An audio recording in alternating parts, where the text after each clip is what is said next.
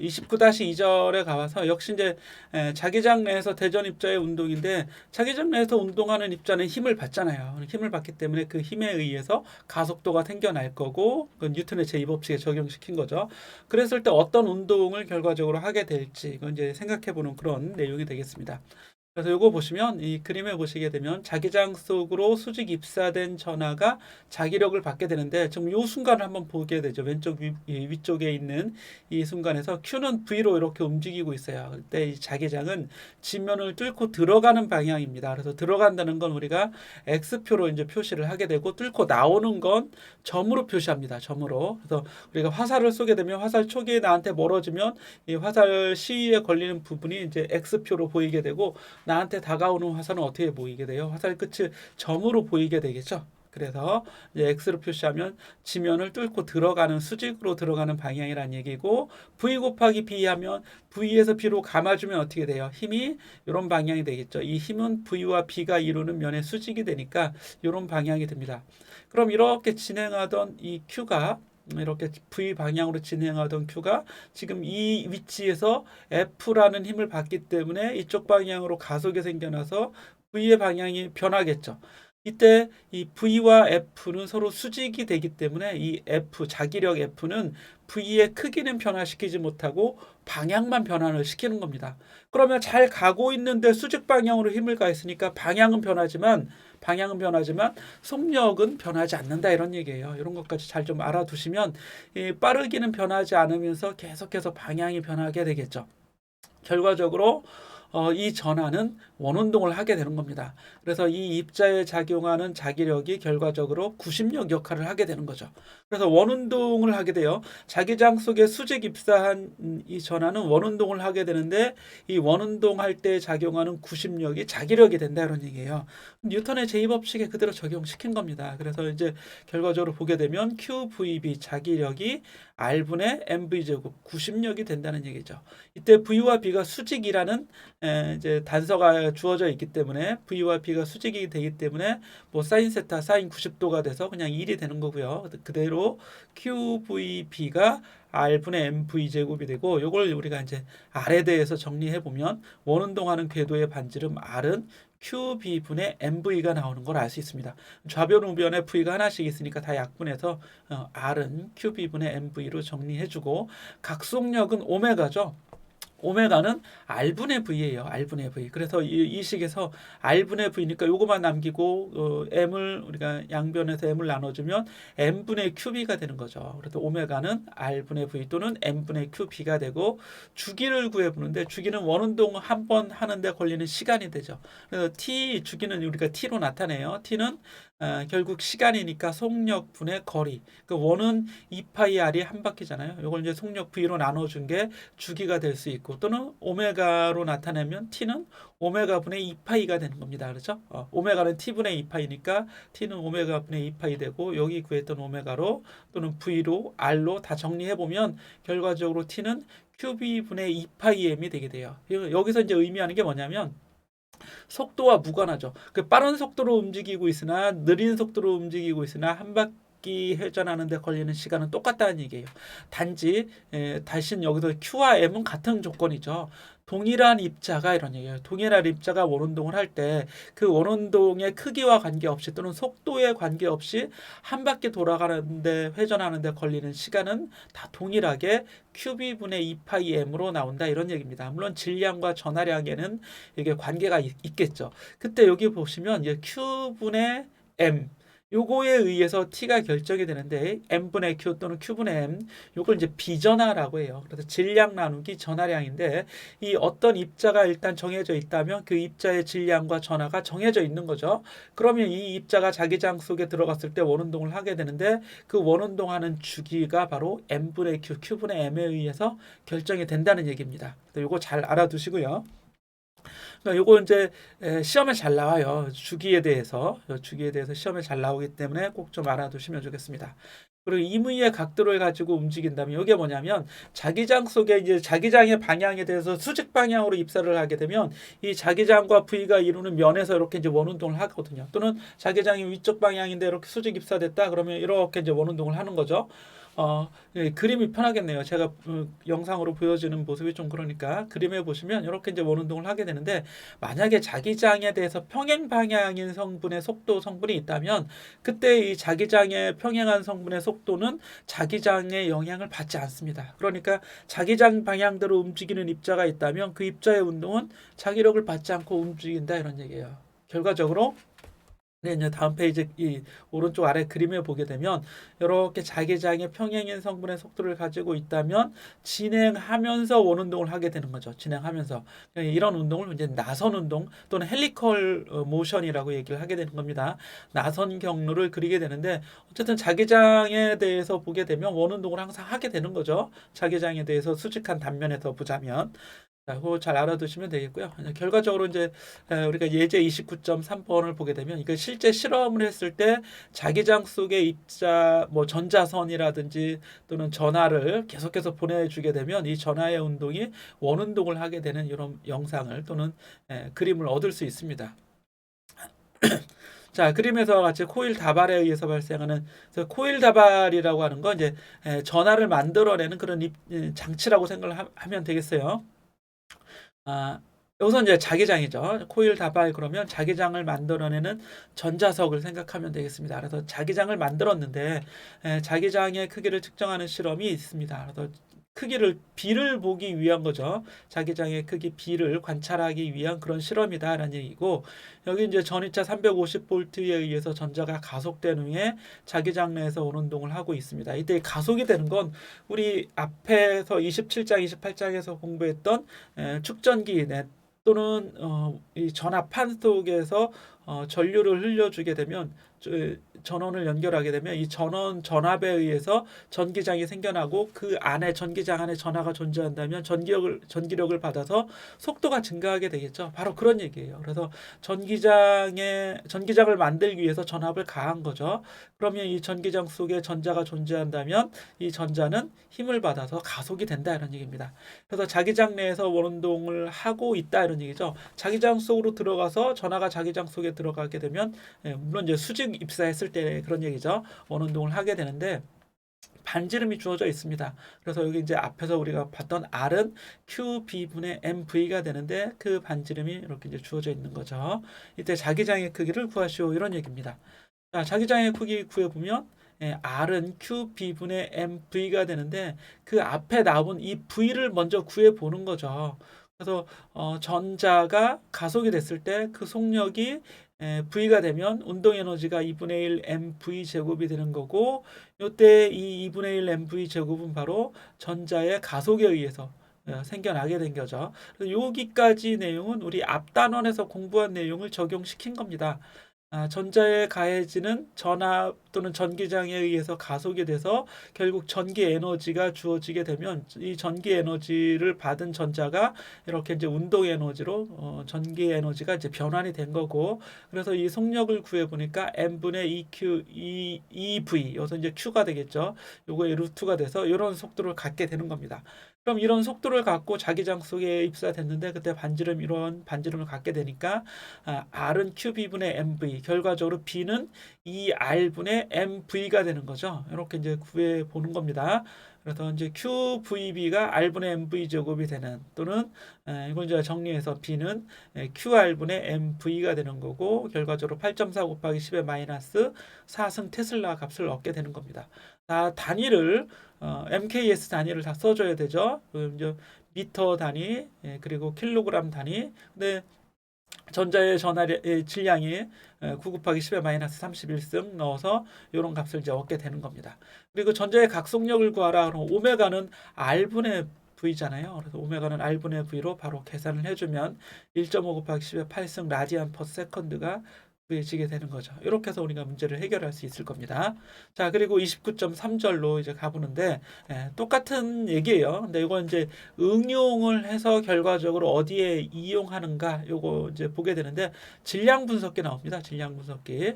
그래서 요거 보시면 로렌츠 힘이라고 하는데 이 로렌츠 힘은 입자에 작용하는 전기력과 자기력을 다 고려한 힘을 로렌츠 힘이라고 우리가 특별하게 또 이름을 짓습니다. 그래서 전기력 더하기 자기력 요걸 로렌츠 힘이라고 얘기하게 되는 거고 오른쪽 그림에서 보시면 이온원이 있습니다. 이온이 만들어져서 이렇게 이온이 보내졌어요. 근데 어디로 보내졌냐면 이렇게 양전하도 있고 음전하도 있습니다. 우리 28장까지 27장에서 이제 공부했던 내용이죠.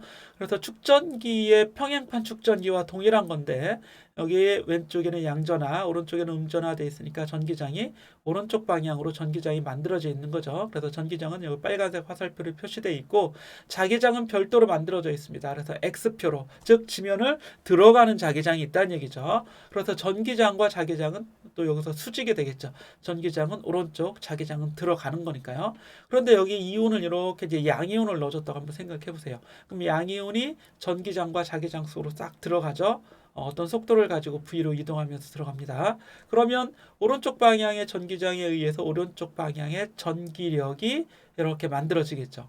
그리고 자기력도 존재하게 되는데 V는 위쪽 방향으로, P는 들어가는 거죠. 그래서 V에서 P로 감아지면 여러분들이 보기에는 이제 왼쪽 방향으로 보죠. 그래서 왼쪽 방향으로 자기력을 이렇게 받게 되는 겁니다.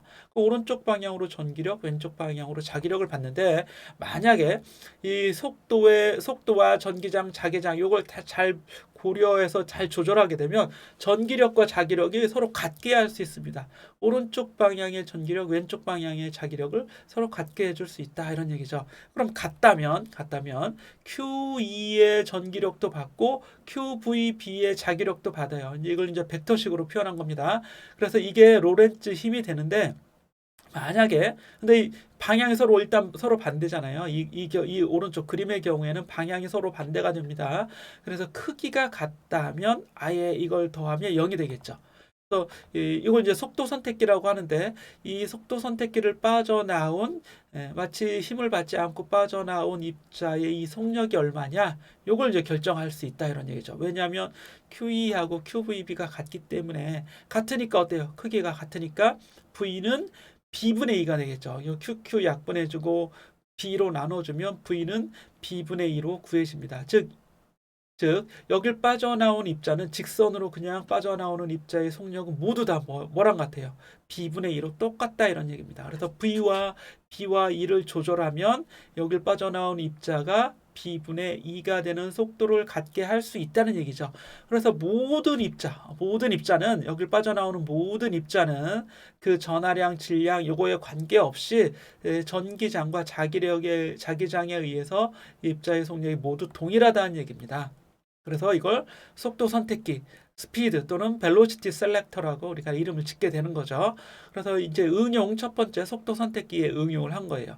V는 B분의 2 또는 E는 VB 이렇게 기억하는 게 더 좋을 것 같기도 합니다. E는 VB 이렇게 이제 기억을 해주시고 여기 이제 그림에 보시면 질량 분석기가 결과적으로 우리가 앞에서 봤던 속도 선택기의 응용이라고 이제 할 수 있겠는데 자, 여기 이제 속도 선택기 모양이 이렇게 보여지고 있죠. 여기 입자의 속도는 얼마라고요? V는 다 B분의 2가 되는 거죠. 이 V는 B분의 2인데 여기 이 안에 B인이에요. 속도 선택기 안에 가해지는 자기장이 B인이고 전기장은 2로 되어 있습니다. 이렇게 돼 있어요. 근데 이게 다른 자기장 안으로 들어가게 되는 거죠. 그때 이 다른 자기장을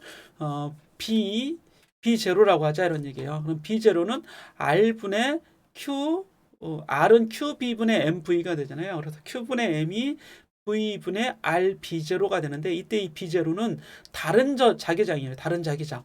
여기는 B2는 이 속도 선택기의 자기장이 되는 거고 여기 V에서 나와서 이게 다른 자기장 안으로 B0 안으로 들어가게 되는 거죠. 그러면 그 자기장 안에서는 이제 원운동을 하게 되겠죠. 우리 이제 바로 앞에서 봤던 내용이 되겠는데요. 그래서 그 B0 안에서 원운동하는 입자의 Q분의 M분의 Q 요거 한번 얘기했었죠. 그러면 R은 QB0분의 MV가 되니까 Q분의 M을 이렇게 볼 수가 있게 되네요. 결과적으로 M을 알 수 있다는 얘기죠. 그래서 우리 앞에까지 한번 다시 가볼까요? 앞에 이제 지금까지 공부했던 내용 다시 보게 되면 원운동 자기장 속에서 원운동하는 입자의 질량 요 M을 구해낼 수 있을 거 아니에요. 이 식에서 보자면 이 그림에서 보자면 그래서 M에 대해서 정리하면 요거는 V분의 QBR이에요. 그렇죠? 그러니까 입자의 질량도 결정을 할 수 있다는 얘기죠. 한번 다시 가보겠습니다. 자, 그래서 속도 선택기까지 봤었고 질량 분석기 이렇게 가보면 입자의 질량을 결정할 수 있는데 Q분의 M은 V분의 RB0가 되는데 앞에서 이제 V는 뭐예요? 이 속도 선택기에서 V는 B분의 2라고 했었잖아요. 그러니까 B분의 2 이렇게 되는 거죠. B분의 2. 그림에선 B인으로 되어 있는데 이걸 그냥 B라고 쓴 거죠. B분의 2 이렇게. 이게 분모로 들어갔으니까. 그래서 BB0가 두 개 나오게 되는데 이때의 B는 속도 선택기의 B고 B0는 자기장에 새로운 자기장수로 들어가서 원운동할 때 그때 가해지는 자기장 B0를 얘기하는 겁니다. 이렇게 나왔죠. 그래서 결과적으로 이걸 톰슨이라는 사람이 이 이온원에서 나온 이 이온을 사실 이온을 쓰지 않고 어떤 모르는 물질을 이렇게 한번 보내봤는데 그 모르는 물질의 Q분의 M이 지금까지 그때까지 발견되었던 Q분의 M과는 다른 값이 계산이 된다 이런 얘기예요. 그 얘기는 그때까지 몰랐던 그런 입자라는 새로운 입자라는 얘기죠. 그래서 이제 톰슨이 전자의 비전화를 이런 식으로 측정을 하게 되는 겁니다. 결국 전자를 발견한 거죠. 전자에 대해서는 어렴풋이 알고 있었는데 전자에 대해서 뭐 아는 게 없었어요. 근데 전자의 비전화 값을 Q분의 M 값을 이런 실험 속도 선택기와 질량 분석기를 통해서 발견을 하게 되는 거고 그래서 이제 질량 분석기까지 발견 또는 발명이 되는 거죠. 노벨 물리학상을 받게 됩니다. 그래서 전자를 발견하는 역사적인 과정이었던 거죠. 그래서 이 사람의 이름을 보면 이 사람의 이름이 J.J. 톰슨이에요. 근데 이 톰슨가의 뭐 이게 조지인가 아마 그럴 텐데 아들도 역시 톰슨이 되겠죠. 그 아들도 물리학자가 돼서 아버지는 전자를 발견하고 아들은 발견한 전자를 가지고 실험을 해서 전자의 특성을 파악하는 어떤 양자역학적인 그런 기틀을 놓게 되는 그런 이제 실험을 하게 되는 겁니다. 집안이 다 물리학자예요. 집안이 그렇죠? 아마 그런 그림이었던 것 같은데. 자, 그래서 여기 보시면 우리 이제 전자총의 모양을 그려 보고 있습니다. 그래서 옛날 우리 이제 음극선관이라고 하죠. CRT, 캐소드 레이 튜브라고 하는데 CRT 모니터. 지금은 여러분들이 다 평판 모니터를 쓰잖아요. 뭐 LED 모니터 이런 것들을 쓰는데 한 10여 년 전까지, 20여 년 전까지만 하더라도 배가 막 부른 그 옛날 TV, 브라운관 TV 이런 걸 썼었단 말이죠. 음극선관, 뭐 오실로스코프도 막 되게 크고 그랬는데 요즘은 매우 평판, 휴대폰도 다 평판이잖아요. 이렇게 쓰게 됐습니다. 그래서 옛날 그 브라운관의 원리를 이렇게 보여주고 있는 거죠. 또는 음극선관이라고 하는데 이쪽 음극선을 즉 전자총이 있어요. 전자총에서 전자를 만들어내게 되면 전자가 쭉 이렇게 오게 돼서 마치 이온원에서 빠져나오는 전자처럼 전기장도 있고 자기장도 있고 이런 영역으로 들어가게 됩니다. 그래서 자기장을 만들어내는 자기장 코일이 있고 전기장을 만들어내는 두 개의 금속판이 있죠. 이걸 이제 편향판이라고 이렇게 얘기를 했습니다. 그러면 이때 이 자기장과 전기장을 잘 조절하면 이 전하들의 위치를 이렇게 이제 가서 이 타겟을 잘 조절할 수 있습니다. 옆으로 가게도 할 수 있고 위로 가게도 아래로 가게도 할 수 있죠. 이런 원리를 이용해서 처음에 이제 흑백 TV, 브라운관 TV를 만들게 돼요. 그런 원리를 이제 보여주고 있는 거죠. 자, 요 정도만 이제 살펴보시고 우리 바로 다음 장으로 가보면 사이클로트론이라고 하는 또 새로운 응용 제품, 뭐 제품이라고 하긴 그렇고 과학 그럼 실험 기구를 또 만들어내게 됩니다. 이게 뭐냐면 사이클로트론이라고 하는데 입자 가속기예요. 입자 가속기. 그래서 대전 입자를 매우 빠른 속력으로 가속시킨다. 즉 입자 가속기가 되는데 핵 반응의 연구와 진료 치료 목적으로 방사능 물질을 만들기 위해 사용한다. 이렇게 되어 있습니다. 그래서 방사능 물질을 만들기 위해서 사용하게 된다. 요 얘기는 사실은 이게 뭐냐면 방사능 물질이라고 하는 건 대개는 이제 알파 입자를 여기서 얘기하게 되는데 알파 입자나 또는 중성자예요. 여러분 병원에 가면 우리 항암 치료하는 경우 좀 있잖아요. 물론 여러분들이 그러면 안 되고. 그래서 이 암 환자들 같은 경우에는 뭐 화학 요법을 쓰기도 하고 물리적 요법을 쓰기도 하는데 그 중에 대표적인 게 방사선 치료가 됩니다. 암세포가 잘 죽지를 않잖아요. 그러니까 물리적으로 이걸 파괴를 시키는 거예요. 여러분 우리 총 쏘잖아요. 그렇죠? 총 가지고 벽에 쏘면 벽이 파괴가 되는 거고 내가 이제 병에다 쏘면 병이 파괴가 되겠죠. 그래서 어떤 물질이 잘 안 부서져. 그러니까 총을 쏘면 대포를 쏘면 잘 부서질 거 아니에요. 그런 것처럼 마치 그런 거하고 똑같아요. 암세포가 잘 안 죽어. 안 죽으면 어떻게 돼? 내가 총 쏴서 죽이는 거야. 근데 암세포는 아주 작잖아. 그죠? 그러니까 작으니까 작은 총을 쏘면 되겠죠. 그래서 중성자 총을 쏘는 겁니다. 중성자 총이나 또는 양성자 총을 쏘게 되는데 중성자는 전기적으로 중성이니까 전기력이나 자기력의 영향을 받지 않습니다. 그래서 아예 그럼 양성자를 쏘면 되겠죠. 그래서 양성자 중에서 대표적인 게 알파 입자가 있어요. 물론 수소원자 이런 것도 양성자이긴 하지만 수소원자의 핵보다는 헬륨 핵을 만들기가 편하기 때문에 헬륨을 가지고 헬륨의 핵을 가속을 시켜서 우리가 치료에 쓰게 되는 겁니다. 그럼 그게 바로 이제 양성자 치료가 되는 거예요. 그리고 방사능 물질이 되는 거고요. 자, 그러면 그 만드는 원리가 뭐냐면 이 D라고 하는 게 있는데 알파벳 D 모양의 두 개의 금속 통이 있습니다. 이 드럼통인데 납작한 드럼통이에요. 근데 이게 반으로 딱 갈라져 있습니다. 그래서 오른쪽 왼쪽 D1, D2가 있어요. D1, D2. 여기에는 교류 전압을 가합니다. 그러면 플러스 마이너스가 막 바뀌겠죠. 그래서 앞에서 봤던 이 편향판의 역할을 하게 되는 거예요.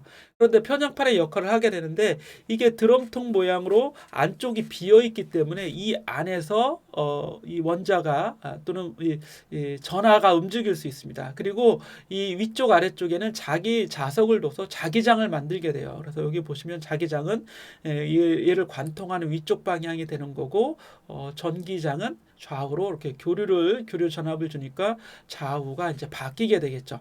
그럼 왜 바뀌게 해놨냐면 이 전화가 여기 이렇게 지나갈 때 요 사이에 간격이 그래도 있습니다. 여기 보면 여러분 교재를 좀 보시면 간격이 이렇게 보일 텐데 플러스 마이너스 사이에 전기장이 가해지면 요 사이에서는 전기력을 받아서 속도가 빨라지는 가속을 시킬 수 있는 거죠. 그래서 속도를 점점 빠르게 하는데 자기장 속에서 움직이고 있기 때문에 자기장을 받아서 자기력을 받아서 원운동을 할 수 있게 되겠죠. 그럼 원운동을 하면서 속도가 바뀌면 반지름이 바뀝니다. 왜냐하면 이 식에 의해서 잘 보시면 우리 R이 QB분의 MV가 되는데 지금 자기장의 크기는 변화시키지 않아요. 자기장의 크기는 B는 그대로 놓게 되고 이 전기장에 의해서 속도는 빠르게 가속이 됩니다. 그럼 V가 빨라지면 어떻게 되겠어요? V가 커지면 R이 커지게 되겠죠. 그래서 반지름이 점점 커지게 되는 겁니다. 그래서 처음에는 이 중앙에서 이렇게 원운동을 하다가 점점 빠르게 속도가 커지게 되기 때문에 반지름이 커지게 되는 거죠. 그러면 운동 에너지는 2분의 1 mv 제곱이 돼서 운동 에너지가 이렇게 커질 거 아니게 되겠어요. 그죠? 그래서 이 최종적인 반지름이 R이라고 하자면 최종 반지름을 받았을 때 가장 큰 운동 에너지를 만들게 되는 겁니다. 그래서 빠른 속력을 가지고 아마 이 암세포 주변, 암세포 있는 곳을 조준을 하면 그 암세포가 이제 파괴가 되겠죠. 이런 과정으로 우리 방사선 치료 목적으로 많이 사용하게 되는 거죠. 네. 29장의 연습 문제 12번부터 같이 풀어봅시다. 네, 자기장이 있는 영역에 전자가 입사가 되면 이 안에서 이제 원운동을 하겠죠. 이렇게 들거나 이렇게 돌아서 나올 텐데 왼쪽으로 나오겠죠. 그때 이 자기장 내에서 움직이는 시간 간격을 구하라. 이렇게 이제 문제가 제시되어 있습니다. 근데 우리가 이제 시간 간격이라고 되어 있는데 간격이란 말은 안 쓰고 그냥 시간을 구하면 되겠죠. 자, 이거는 자기력 문제 F 아래쪽에서 볼까요? FP는 QVB가 됩니다. 그렇죠? 다들 잘 알고 있겠죠?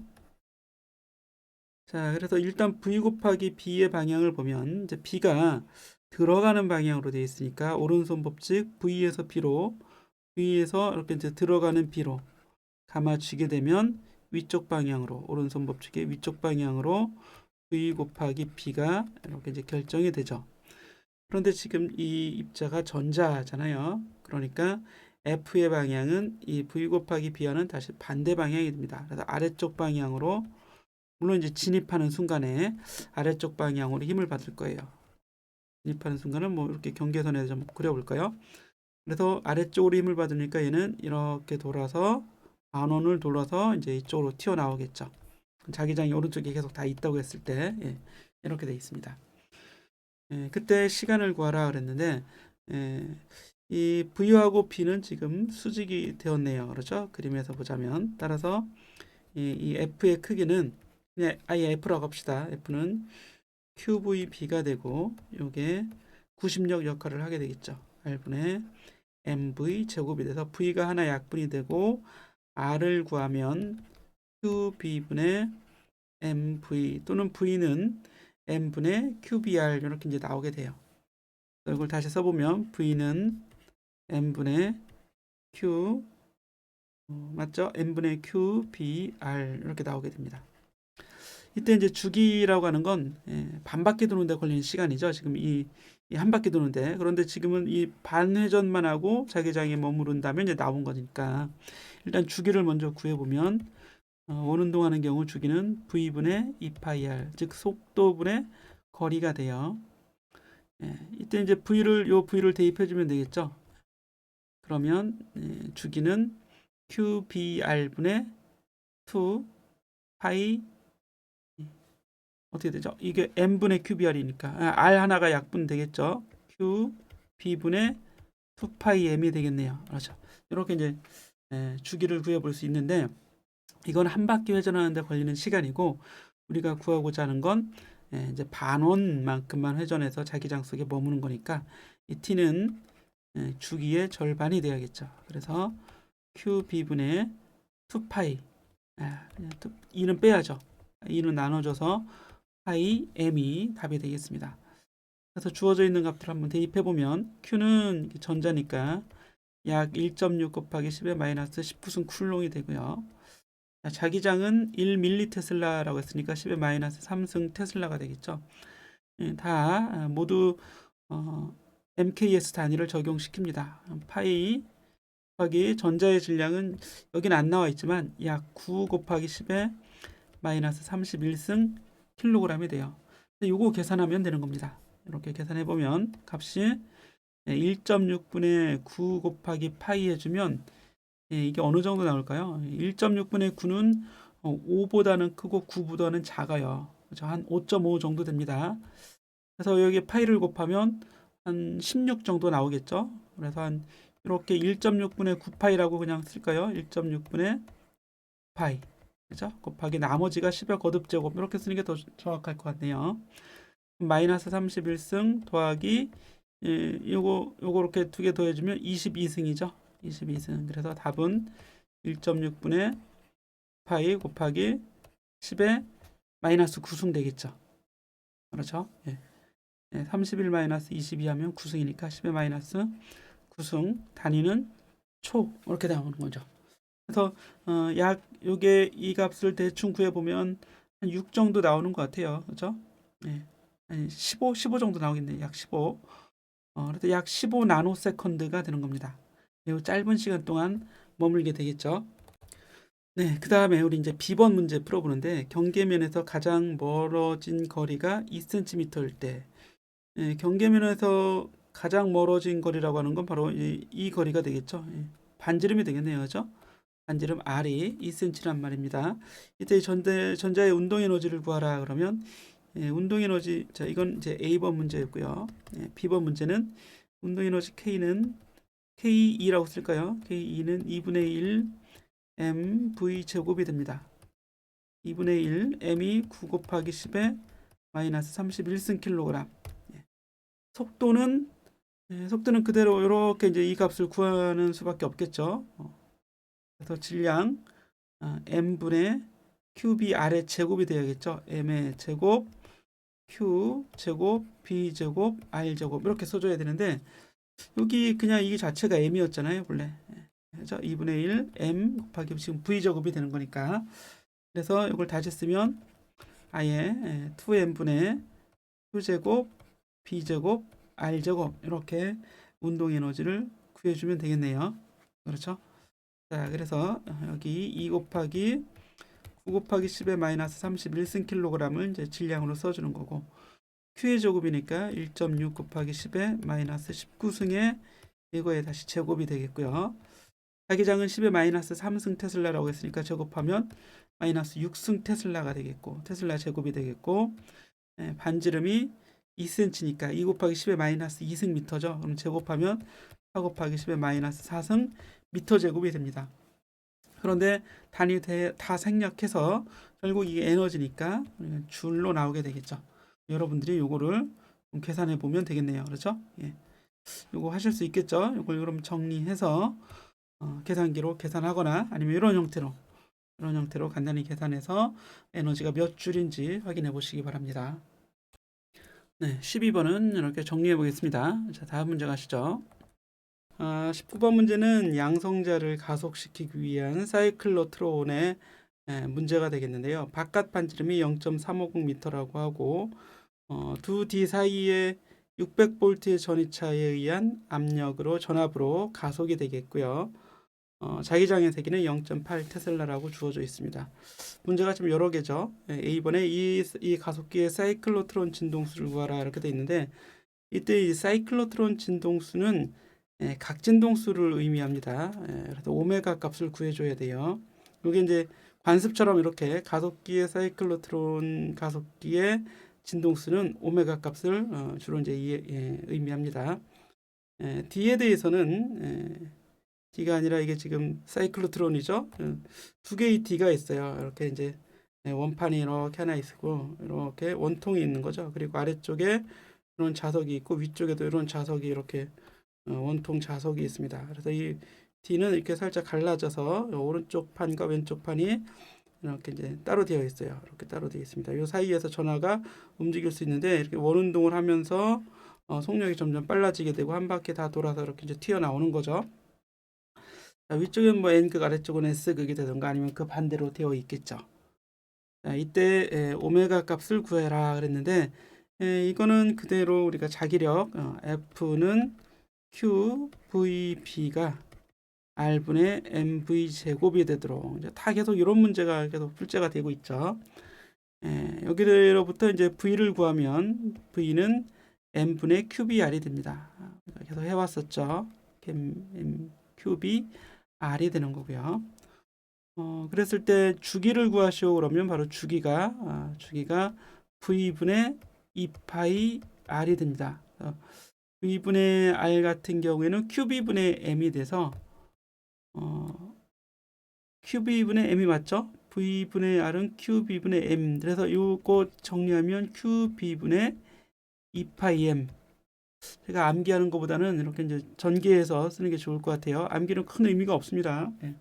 물론 나중에 뭐 자격증 시험을 본다거나 아니면 자격 테스트를 한다거나 뭐 암기록 테스트를 한다거나 그럴 때는 뭐 쓸모 있겠죠. 자, 속도를 이렇게 구했는데 이 속도는 이 R에 따라 이 T를 구한 거죠. T를 구했더니 T는 주기는 속도에 무관합니다. 그래서 V와 R에 무관하다. 그래서 가속이 돼서 속도가 빨라진다고 해도 여기를 이제 한 바퀴 도는데 걸리는 시간은 항상 요 QB분의 2파이 M이 되는 거죠. 오메가를 구할 때는 오메가는 T분의 2파이가 됩니다. 그렇죠? 그래서 요거는 T분의 2파이 적용 한번 해보면 M분의 QB가 되겠죠. M분의 QB로 이렇게 오메가 값이 구해집니다. 여기에 이제 숫자를 대입해 주면 되겠죠. 지금 이제 회전하는 건 바로 이제 양성자가 됩니다. 양성자의 질량은 1.6 곱하기 10의 마이너스 27승 킬로그램이 되고요. 전하량은 1.6 곱하기 10의 마이너스 19승 쿨롱이 되고 자기장이 0.8이라고 주어져 있죠. 이게 답이에요. 단위는 라디안 퍼 세컨드로 나오겠죠. 그래서 1.6, 1.6은 뭐 약분이 되겠네요. 결과적으로 8 곱하기 10에 27 마이너스 19승이니까 8승이 되는데 여기 이제 0.8에서 8 했으니까 7승으로 이렇게 가주면 되겠습니다. 단위는 라디안 퍼 세크가 되겠죠. 이렇게 A번 문제가 이제 해결이 됐고 B번 문제 보시면 B번은 양성자의 최대 속력 이렇게 이제 벗어날 때 즉 반지름이 주어져 있는 0.350m가 될 때 속력을 구하는 거니까 요 식에다 넣으면 되겠죠. V에 대한 식 직접 대입을 해주면 V는 M이 1.6 곱하기 10의 마이너스 27승 킬로그램이 되는 거고요. 그런데 이미 이 오메가를 이렇게 구했잖아요. 그 오메가는 V는 R분의 오메가가 되겠네요. R 오메가가 되겠죠. V는 R 곱하기 오메가니까 이미 구해놓은 식에 그대로 구해도 되겠습니다. 아까처럼 구해도 되고. 그래서 여기 이제 반지름을 곱해주면 0.350 곱하기 8 곱하기 10의 7승 미터 퍼 세크가 답으로 나오겠죠. 요거 계산해 보면 한 48 32하고 38 24 사이니까 한 28 정도 나오겠네요. 2.8. 그래서 약 뭐 2.8 곱하기 10의 7승 미터 퍼 세크 이 정도 나와 줄까요? 이거 제가 구하는 것보다는 여러분들이 직접 계산해 봅시다. 그래서 저 오늘 빈칸으로 좀 두겠습니다. 그래서 이 지우개를 저어서 여기 어떤 숫자가 들어가야 되는지 이렇게 해서 완전하게 한 2.7이나 8 정도 될 것 같은데 여러분들이 한번 계산해 보시고 C에서 최대 운동 에너지를 구하시오 그랬으니까 C는 운동 에너지 2분의 1 mv 제곱이죠. 그대로 써주면 되겠죠. 그래서 이 B번에서 구한 V 제곱을 하고 거기에 질량으로 곱해주면 되니까 2분의 1 곱하기 1.6 곱하기 10에 마이너스 27승 킬로그램이 되고 요 V 제곱한 거 여기다 넣어주면 되겠죠. 이렇게 여러분들이 직접 계산해 보시기 바랍니다. 단위는 이제 줄로 나오겠네요. 줄로 V를 집어넣었을 때 이렇게 이제 답을 구해낼 수 있고 D번에 가보면 이 사이클로트론 속에서 양성자가 하나가 몇 번 회전하는지 계산하라.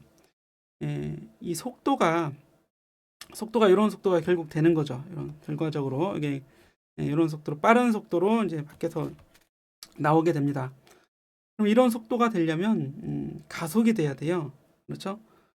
그래서 운동 에너지를 이만큼 얻었다는 얘기는 처음에 이제 정지 상태에서 운동 에너지가 얻어졌으니까 이 운동 에너지를 공급한 에너지원은 바로 이 전원이 되겠죠. 그죠? 전기 전원에서 전기장으로 에너지를 공급해서 이만큼의 운동 에너지가 나온 거니까 에너지 보존 법칙을 적용하면 E 곱하기 델타 V, QV죠. 본래 W는 QV입니다. W는 Q 델타 V가 되는데 지금 여기 이제 운동 에너지 1에너지 정리에 의해서 운동 에너지 델타 K와 같아지는 거고 이 전하량은 전자의 양성자의 기본 전하량이니까 1이라고 써준 것 뿐이에요. 이렇게 돼서 요거 이제 계산해 주면 되겠죠. 그래서 운동 에너지는 이 C번에서 계산이 됐습니다. 그래서 이 전하가 몇 볼트 600볼트죠. 요거를 몇 번 개수가 있겠죠. 회전수. 이 회전수를 F라고 하겠습니다. F라고 하면 좀 진동수하고 헷갈릴 수 있겠네요. 그래서 요거를 앞에 다시 써서 E 곱하기 델타 V의 N번 이렇게 써보도록 할까요? 이렇게 양성자 한 개가 있을 때 한 번 가속이 되면 그만큼의 운동 에너지를 얻지만 지금 N번 회전했으니까 N번 가속이 되겠죠. 이거를 이대로 쓰면 안 될 것 같아요. 왜냐하면 한 바퀴 돌아갈 때 이 D 사이에서 가속이 되는데 잘못 그렸네요. 다시 이렇게 D 사이에서 가속이 되는데 위로 지나가고 아래로 지나가고 여기 이제 한 바퀴잖아요. 그러니까 한 바퀴 지날 때는 두 번 가속이 되겠죠. 그래서 여기 이제 두 번 가속이 됩니다. 한 바퀴 회전에 두 번씩 가속이 돼서 이만큼의 운동 에너지를 얻어낸 거네요. 그렇죠? 그래서 회전수 n을 구하라 그러면 n은 2 곱하기 기본 전하량이 1.6 곱하기 10에 마이너스 19승 쿨롱이 되고요. 전압이 600볼트가 됩니다. 그리고 운동 에너지 C번의 답을 여기 이제 K, E를 이렇게 써주면 되겠죠. 그러면 여기 이제 n의 개수가 나오게 돼요. 이런 식으로 이제 답을 구하면 이제 맞을 것 같습니다. 그러면 이제 몇몇 회전이 답으로 나와 주겠죠. 한 가지 또 다르게 이제 계산할 수 있는 방법은 여기 이제 2 곱하기 V로 나와 있어요. 그러면 이 전자의 운동 에너지를 이렇게 줄로 써도 되지만 그래 놓고 이렇게 계산해도 되지만 아예 이걸 전자볼트로 바꿀 수도 있겠죠. 그건 여러분들이 한번 생각해 보시고 일단 우리는 줄로 계산을 했습니다. 그리고 2번 문제 보시면 양성자가 가속되는 시간 간격을 구하라 그랬는데 이 시간 간격은 지금 회전수를 계산하면 회전수를 알 수 있어요. 회전수는 요 n이 회전수가 되잖아요. 몇 번 회전했는지 여기 이제 구해져 있습니다. 그러면 움직인 각을 알 수 있겠죠. n번 회전하면 2파이 n 만큼 움직인 거죠. 이게 이제 세타가 되는 거예요. 세타 그렇죠? 그래서 이런 각도만큼 돌았는데 그럼 시간은 어떻게 구하나? 시간은 각속력을 우리가 구해낼 수 있습니다. 각속력 오메가가 이렇게 구해져 있으니까 각도 나누기 각속력이 바로 걸린 시간이 되겠죠. 델타 t 아니면 그대로 뭐 t라고 해도 되겠습니다. 이렇게 이제 구해낼 수 있는 거죠. 그래서 여기 한번 적용해 보면 오메가가 t분의 2파이고 또는 n분의 큐비가 되잖아요. n분의 큐비 이렇게 넣어도 되고 아예 지금 세타 다 계산했죠? 세타가 2파이 n 나누기 오메가는 a분의 계산이 되어 있습니다. 다 나왔네요. 그렇죠? 다 끝났어요. 여기 n 계산한 거 넣어주고 오메가 2번의 답 넣어주고 n은 d번의 답이고 오메가는 a번의 답이고 이렇게 넣어서 계산해주면 시간이 단위 초로 나오게 됐습니다. 몇 초가 걸릴지. 이게 2번 문제죠. 이렇게 해주시면 우리 전체 문제 풀이가 다 끝난 겁니다. 꽤나 좀 복잡해 보이지만 별거 없어요. 그렇죠? 해보시면 됩니다. 시간을 충분히 가지고 하나하나씩 검토해 보시고 우리 다음 문제 가보겠습니다. 연직 방향으로 고정된 두 개의 얇은 도체들이 있고 중앙 이 사이에서 위아래로 움직일 수 있는 가로 수평 도선도 또 같이 있습니다. 여기 질량하고 길이까지 이렇게 주어져 있죠. 그림에 나타난 대로 5A의 전류가 흐르면 수평 도선은 아래 방향의 중력을 받으면서도 위로 등속 운동을 한다. 이게 조건이죠. 일정한 자기장 내에 들어 있으면서 자 그러면 등속 운동을 한다고 그랬어요. 수평 도선에는 어떤 종류의 힘들이 작용하는가? 여기는 질량 나와 있으니까 중력이 작용해 주는 건 당연하죠. 그래서 중력은 아래 방향으로 이렇게 작용할 겁니다. mg. 그리고 전류가 왼쪽으로 흐르는데 이게 위로 가속을 하고 있다. 등속이죠, 등속. 위로 운동하고 있으니까 위로 뭔가 끌어당기는 힘이 있어야 되는데 이 힘은 mg랑은 같을 거예요. 그래야 이제 가속도가 0인 등속 운동을 할 테니까. 그럼 이 힘은 어떤 힘이냐? 전류가 자기장 속에 있는 거죠. ILP를 갖고 있는 이런 자기력이 돼야 되겠습니다. 그러려면 B는 나오는 방향이어야죠. 그래야 이 B방향으로 전류 흐르는 방향에서 B방향으로 감싸졌을 때 오른손 법칙에 의해서 위로 힘을 받을 수 있을 테니까요. B는 나오는 자기장이 되는 거죠. 하지만 문제 자체는 어떤 종류의 힘들이 작용하는가 그러면 답은 A번에서 답은 자기력과 는 위로 작용하겠죠. 그리고 중력은 당연히 아래로 작용하는 이런 힘이 될 겁니다. 됐어요. 자, B번은 수평도선이 등속 운동을 할 수 있는 최소의 자기장의 크기를 구하라. 일단 같아야 되는 거죠.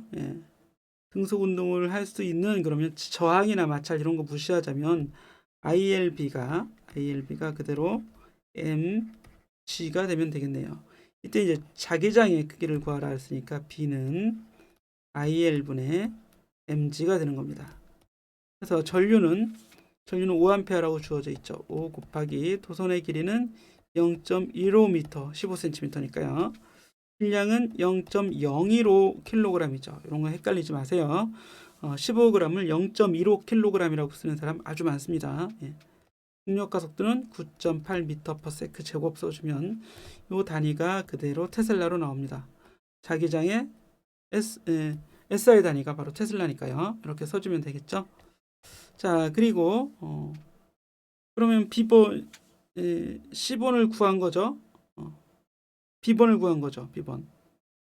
B번은 이게 같을 때가 되겠네요. B번의 답은 이 자기력 ILB가 mg하고 같을 때 i를 위를 너무 크게 썼네요. ILB가 이렇게 이게 B번이 답이 되는 거고 요건 이제 C번이 되는 거죠. C번 이걸 풀어준 거죠.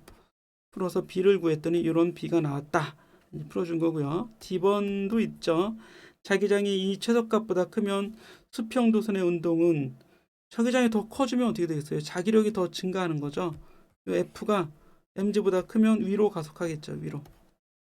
위로 가속 이렇게 답을 써주면 되겠습니다. 어렵진 않아요. 그렇죠? A, B, C, D가 있긴 하지만 자기력 구하는 문제가 돼서 어렵진 않을 것 같습니다. 그런데 이 문제를 사실은 좀 살펴보면 자기장이 어떻게 돼 있냐면 균일한 자기장 내에 있다 그랬습니다. 그럼 이 도선에 전류가 흐르지 않아도 균일한 자기장, 전류가 흘러도 균일 자기장이라는 얘기예요. 그 자기장은 어떤 균일한 자기장이다 이런 얘기입니다. 근데 실제로 그렇게 될 리가 없겠죠. 전류가 흐르지 않으면 균일한 자기장이었다고 합시다. 그럼 전류가 흐르면 이런 직선 도선에 의해서 주변에 자기장이 만들어지죠. 왼쪽에서 나오고 오른쪽에서 들어가는 자기장을 만들겠죠. 오른손 법칙 적용해서 그렇죠. 그런데 왼쪽은 또 내려가는 도선이네요. 그러면 오른쪽에서 이번에는 나오는 거고 왼쪽에서 들어가는 자기장이 되겠죠. 결과적으로 이 두 도선에 의해서 이 사이에서는 나오는 자기장이 만들어지는 거고 이 자기장에 의해서 아마도 자기력이 위로 될 것 같은데 그런 언급은 전혀 나와 있지 않습니다. 이런 언급은. 그래서 무조건 지금은 이 공간에 균일 자기장이 있다고 가정하고 문제를 풀어주라 이런 얘기예요. 자, 이렇게 이제 29번 정리했습니다. 다음으로 가죠. 바로 도선이 빽빽하게 N은 횟수죠. 가문 횟수. A는 0.4m, C는 0.3m인 코일이 있습니다. 각도도 나와 있죠. 수평 면과 X축 사이의 각이 세타 30도가 되었다. 근데 전류도 이렇게 흐르고 있을 거고 자기장도 이런 크기인데 자기장의 방향은 X축 방향이 됩니다. 이게 이걸 좀 다시 제가 한번 그려보겠습니다. 제 그림이 더 이해가 잘 될지 아니면 교재에 있는 그림이 더 이해가 잘 될지 모르겠지만 한번 그려보면 이렇게 한번 그려보죠. 이게 Z축이죠. Z축, 이게 X축이 됩니다. 그리고 높이 방향이 Y축 방향이 되는 거죠. 도선이 어떻게 있냐면 이렇게 있는 거예요. Y축을 더 길게 그려주는 게 좋겠네요. 이렇게 해서 도선이 이렇게 있죠. 도선의 색깔을 제가 아예 파란색으로 검은색으로 한번 그려보겠습니다. 검은색이 어디 있나요? 이렇게 돼 있어요. 이렇게. 그리고 요 연장선을 보면 요 각도가 이제 30도가 되는 거죠. 세타가. 따로 표시는 안 하겠습니다. 30도가 됐으니까. 그러면 요 각은 60도라는 얘기겠네요. 표시해 주는 게 좋겠죠? 30도, 60도 표시할 수 있어요. 그런데 이게 100번 감겨져 있어요. 이 도선이. 얘는 100. 이렇게 돼 있어요. 자, 코일에 이런 전류가 흐를 때 이런 모양인데 이거를 위쪽에서 이렇게 한번 바라볼까요? 위쪽에서 이렇게 요 위쪽에서 이렇게 이제 바라본다고 합시다. 이 눈썹이 이렇게 생겼나요? 어쨌든 그럼 다시 좌표축을 그려보는데 좌표축은 빨간색으로 X축이 있고 Z축이 이렇게 있겠죠. 그러니까 Y축 위에서 바라보는 거니까 Z축은 아래로 X축은 오른쪽으로 있는 것처럼 보이고 이 도선은 어떻게 되겠어요? 도선은 30도 요 방향 30도 방향으로 이렇게 도선이 위쪽 도선만 보이겠죠? 여기서는 전류가 여기 이제 올라오는 거고요. 여기는 내려가는 거고 여기는 이런 방향으로 돼 있죠. 교재에 다 여기 나와 있습니다. 전류의 방향. 이런 방향의 전류가 흐르고 여기 나오는 전류 동그라미 표시합시다. 그리고 들어가는 전류 X로 표시를 하자고요. 이 막대를 긴 막대죠. 이거죠. 요 긴 막대. 됐습니다. 이렇게 두면 이제 파란색으로 힘의 방향을 좀 살펴볼 텐데 전류가 위쪽 방향이니까 자기력은 자기장은 오른쪽 방향이죠. X 방향, B 방향.